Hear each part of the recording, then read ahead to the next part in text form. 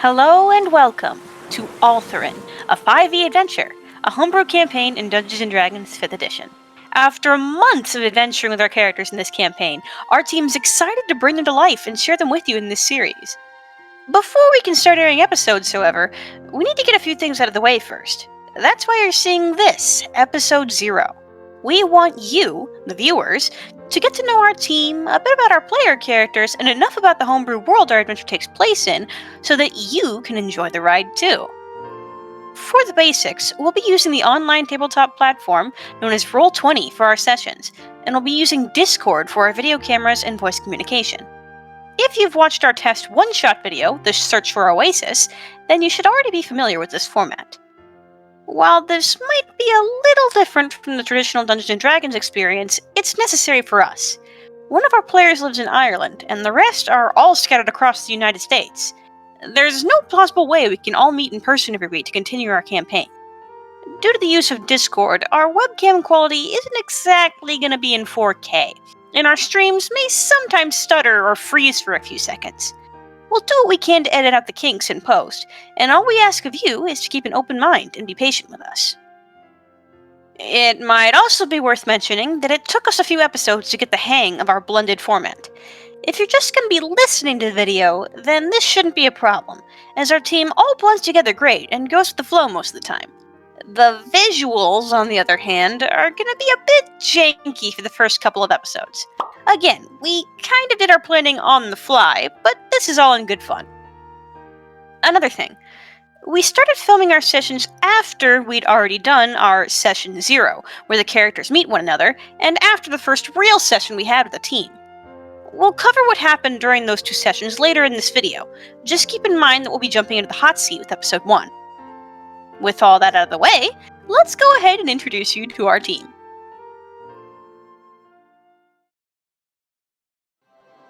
Hello, I'm Dan. I am the Dungeon Master and creator of this world.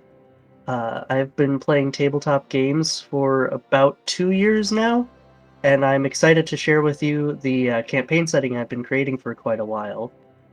I currently work at my local grocery store, and I'm working on getting my degree in history and secondary education. And in terms of hobbies and pastimes, I very much enjoy Dungeons & Dragons. I'm a huge fan of music and collecting instruments, and I'm also in the process of playing through every single Legend of Zelda game in the main series. A little information about Altheran. It is a world of water. Its inhabitants are as vast as the oceans, and it takes its inspiration from cultures and histories of the real world and fiction to create a fun experience on the high seas.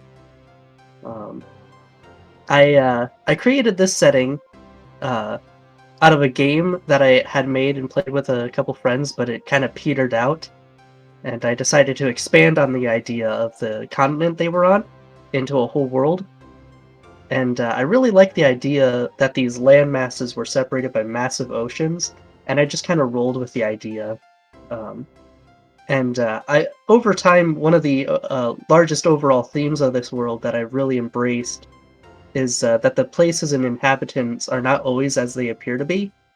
And I've taken that and these elements of culture from around the world, fantasy, and even hints of pop culture to help make the world of Altheran the most expressive and real and the most immersive for my players as I could. And I hope you really enjoy it.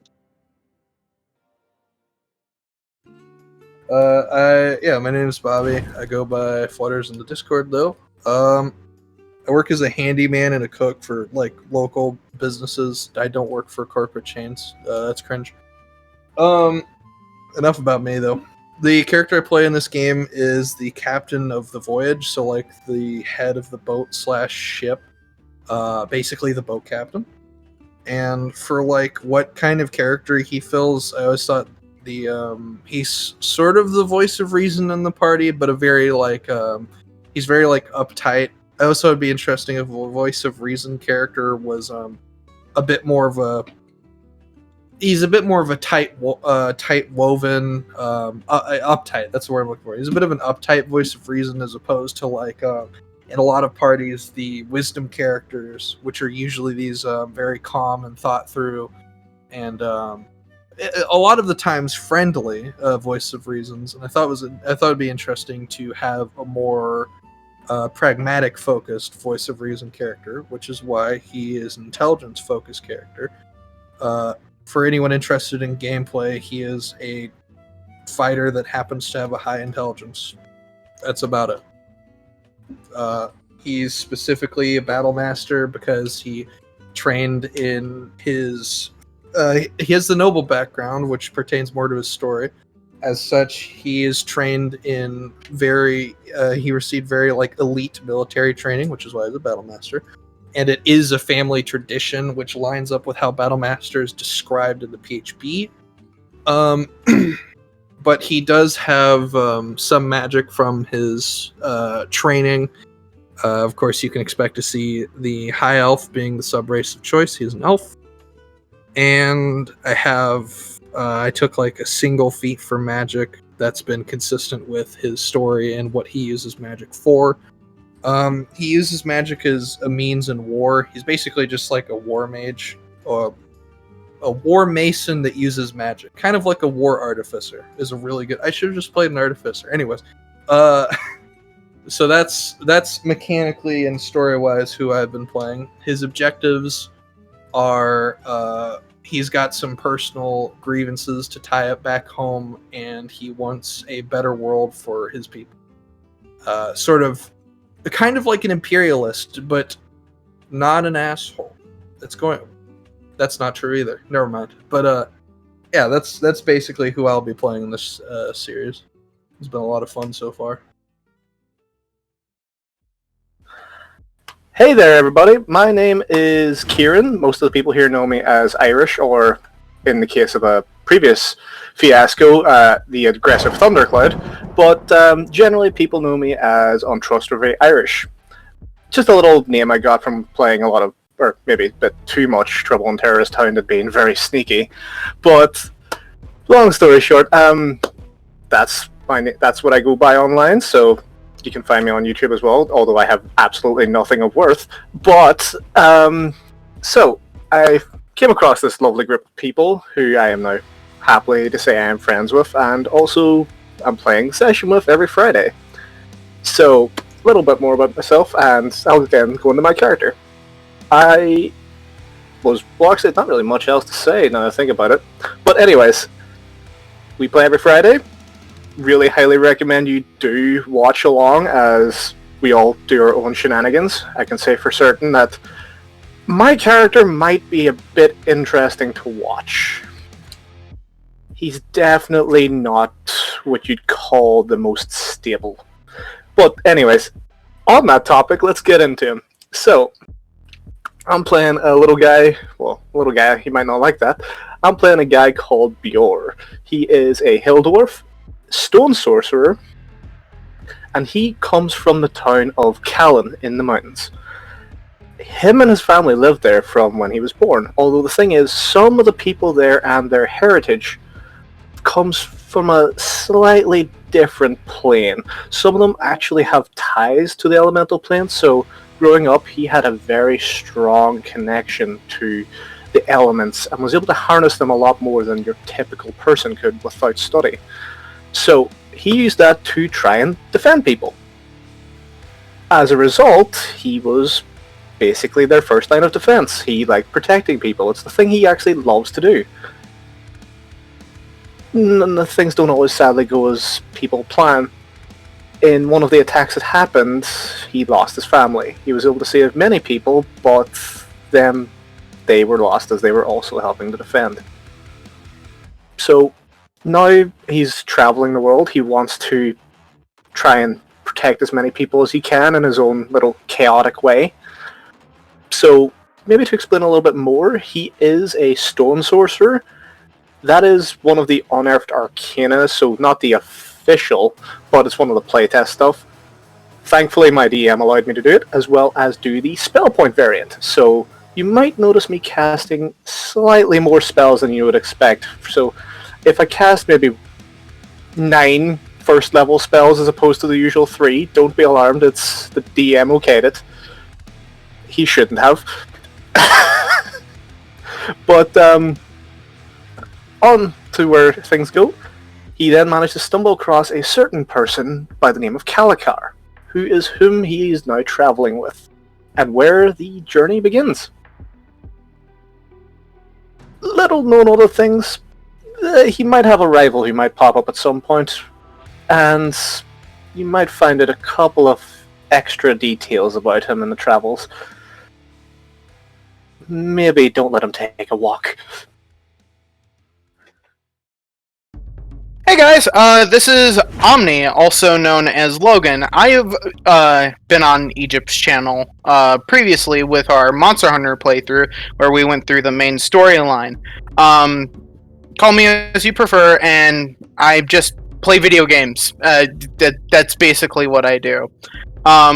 In Altheran, I play Clara, the Goblin Ranger. Kicked out of his clan for doing... for coercing with human tribes. He was kicked out because he was seen as dangerous. To prove himself to his clan, he would set out to catch the biggest fish alive, so he could prove to his clan that there is worth within human trades. Clara doesn't really have much behind him as well. He has a best friend called Walla Wago, who he constantly calls a cunt. But it's all in good fun, best friends. And that's pretty much it. And nothing too special. Penis. Okay. I'm sorry, Egypt. Anyway, hello. I'm Anna. That's all you get about me. At the start of this campaign, I am going to be playing level 4, same as everyone else, Barbarian. Dr. Bombastus von Celsus, or just Dr. Celsus. He claims to be a plague doctor that specializes in oozes, slimes, and a parasitic variety currently causing a plague. He is supposedly well known, though not particularly liked by his peers. Other than that, he doesn't talk about himself too much, so there isn't much else to know about him. He doesn't even ever show his face. The only things anyone can be sure of about him is that he is, as the name implies, super tall, suspiciously flexible, and very committed to the idea of keeping things sanitary. And that's it. Hello, my fellow enthusiasts. I am the one and only Egyptian enthusiast, aka the idiot who runs and owns this channel. You can call me Egypt. Chances are, if you've watched even one video on my channel prior to this one, you already have a pretty good idea of how much of a shithead, loser, weirdo, unique person I can be. But hey, maybe you don't, so I'll go ahead and introduce myself anyway. If you couldn't tell by the name, I love me some Egyptian mythology. I'm an artist and a wannabe YouTuber, and almost everything I make has something to do with mythological stories and or fantastical creatures. I'm currently pursuing an undergrad degree in classical archaeology and paleontology, but after I graduate, I'm hoping to devote even more time to my original story and series, The Chronicles of the Crisis. As for how all that factors into Altheran, well, I'm sorta new to this whole TTRPG thing. But I realized when we started this campaign that we could be on the cusp of something big, and I decided to give recording our D&D sessions a shot. I really love this whole story that we're creating here, and I wanted to share it with you guys. I'm the person who records and edits all the videos for the campaign, and I'm also dipping my toes into actually playing for the first time too. I play Qebehsenuef, a sweet little abomination who is not so subtly inspired by Egyptian mythology and my pre-existing TCOTC character of the same name. I'm just here to have fun, and I hope I can have some epic moments and make some great memories throughout our campaign. Qebehsenuef is a well-meaning, bubbly little Aarakocra-Tabaxi hybrid that has great expectations for himself and his future. Probably way overblown, but we'll get to that later. As if his very existence wasn't weird enough, Qeb himself knows very little about his origins. All he knows is that his parents were, in fact, an Aarakocra male and a Tabaxi female, and that some magical shenanigans might have been involved. But how he actually came to be is still unclear, as he never even knew his birth parents. Our little abomination was dropped off in an incredibly remote monkey people village when he was still an infant, and that's the only home he's ever known. Huli Village is a relatively small apeling community stretching across an equally tiny archipelago found within Altheran's eastern waters. Its isolated location means that very few ships pass by, and those that do often arrive because they were blown off course or became lost in storms. How Qeb's birth parents even knew where Huli was in order to leave him there is still a mystery. Qeb adores his home and family, but he does sometimes feel like a part of him is just missing. He's quite close with his adoptive brother, Happy, and his adoptive single mother, Deja, is quite protective of the fragile little bird cat. As far as he's concerned, they're his real family, and he couldn't be happier. But the absence of a father figure in his life has left him yearning to learn more about his biological father and Aarakocra heritage. His adoptive mother seems to know quite a lot about his birth parents, and she filled Qeb's childhood days with tales of the grand adventures his father and mother once undertook. Qeb wants to be just like that, a grand, heroic, bow and blade-wielding adventurer, being told of in stories for generations to come. Of course, being an adventurer means going on adventures, so, as much as he loves his home in Huli, the little bird cat decides to take the plunge. When the first ship Huli has seen in years stops by the island, Qeb stows away on it, without a second thought. You can see how impulsive decisions like that might get him into trouble. Being half Aarakocra, Qeb physically ages at an accelerated rate. For reference, most Aarakocra chicks reach adulthood at around 3 years old. Since Qeb's a hybrid, he aged a lot slower than that, but still pretty quickly in comparison to other races. At just 10 years old, he's already on the cusp of adulthood. He's as physically mature as he's ever going to get, but he has a little further to go in terms of mental capacity. He's still a boy in some respects, and is a young man in others. Since there's a lot of confusion surrounding what he actually is, I just play Qeb with the Aarakocra racial template. At the start of the campaign, he's a 4th level fighter with the archery fighting style and sharpshooter subclass, but he really wants to try to use melee weapons like swords and spears to fit his preconceived notions of what a legendary hero looks like. I'm excited to see how he grows over the course of the story, and I can't wait for you guys to enjoy him. Alright, there's our kooky little crew. Without further ado, yours truly will help you jump into the first bit of our adventure that you missed.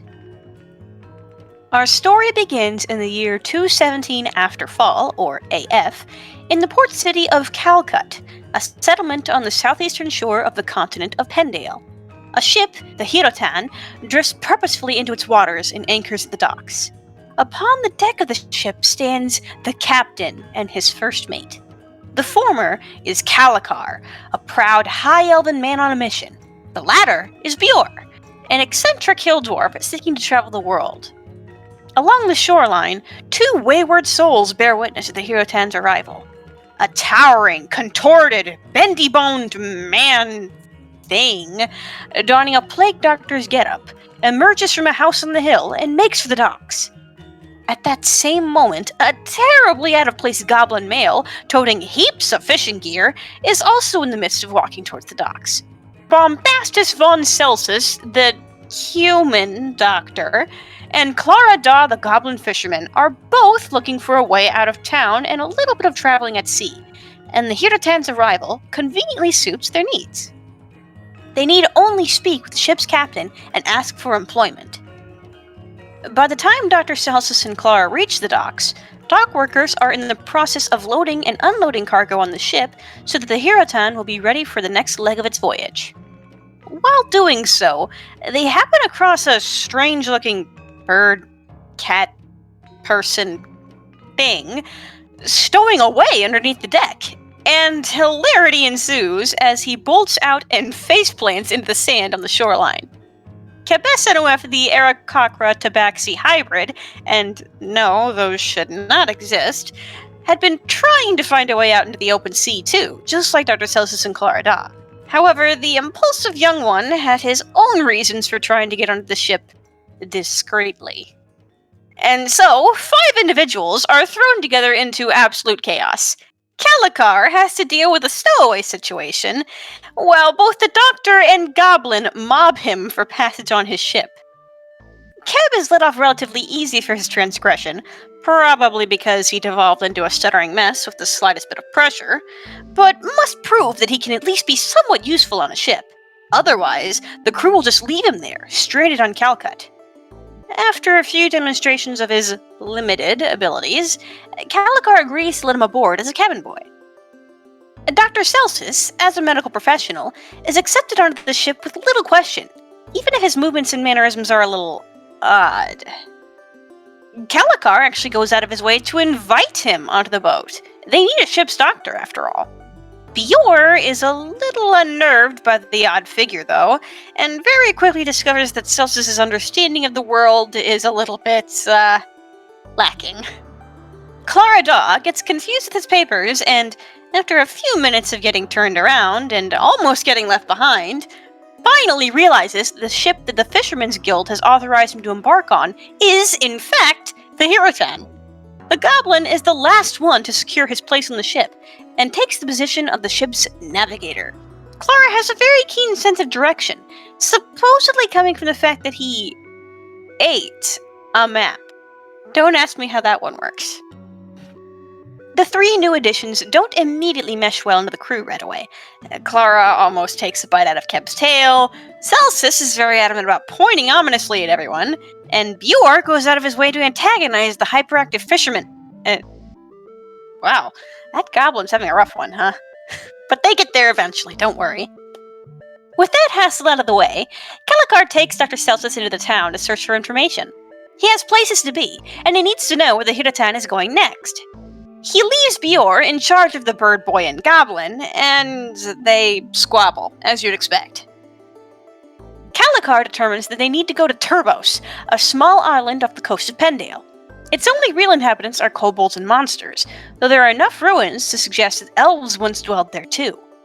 It's unclear what exactly the captain is looking for, and he isn't upfront about it with his crew. But whatever it is, there's a clue waiting for him on that island. So, once Kalikar and Celsus return to the ship, the crew packs up and embarks for Turbos. It takes them a couple of days to reach the island. The Hirotan anchors a good ways away from shore, seeing as Turbos' main inhabitants are likely going to be hostile to the crew. While the team makes a game plan about how to get to the island and what they're going to do once they get there, Biorr spots a strange makeshift raft drifting towards their boat. It seems to have a person, a castaway, on it. The raft drifts all the way to the side of the ship, and the figure, a bedraggled humanoid woman of some kind, with her hair slicked over her eyes and her face, calls out to them. She claims to have been shipwrecked in these waters after her own ship tried to approach the island. While several members of the crew have their suspicions, the team hoists her up to the deck and allows her onto the boat. Upon being prompted to comb her hair out of her face, the woman is revealed to be a sea hag, who immediately attacks the crew, and our first combat of the campaign begins. And it's a bit all over the place. Here's a summary. The sea hag's horrific appearance trait causes everyone within 30 feet of her to make a wisdom save when they begin their first turn. If they fail, they become frightened. Everyone succeeds, except for Qeb, that is, who literally spends the entirety of his very first combat encounter trying and failing to succeed the wisdom save to end his frightened condition. He just barely succeeds another wisdom check needed to save his life from a death glare attack. The other members of the crew fare much better. Kalikar lays on the hurt, knocking her prone and beating her senseless on his first turn. Biorr had just gotten down onto the raft to try and secure it to the ship, so he has to spend a turn trying to get back onto the deck in order to help. Once the dwarf reaches the deck again, he and Kalikar knock down the majority of the hag's hit points. Clara, as the ranger, gets some distance and tries to pepper the sea hag with arrows, but he can't really get a clear shot. Most of the poor goblin's arrows end up flying overboard. Dr. Celsus, meanwhile, begins combat down on the lowest level of the ship. He has to spend several turns trying to reach the top deck, and does so by literally seeping through the wooden boards of the ship. The ooze man bursts out of the captain's quarters just as Kalikar and Biorr kick the hag back down onto the raft she came from. Celsus leaps over the railing and slams what appears to be a human femur into her head like it's a baseball bat, finishing her off and winning the crew the fight. Biorr gladly punts the hag's body back into the sea. Kalikar and Celsus begin salvaging her raft for later use, and Qebehsenuef throws up over the side of the ship. After that mess, the crew decides to rest for the remainder of the evening instead of trying to get to the shore right away. Celsus inspects Qeb to ensure he's healthy and discovers that feathers do not taste good.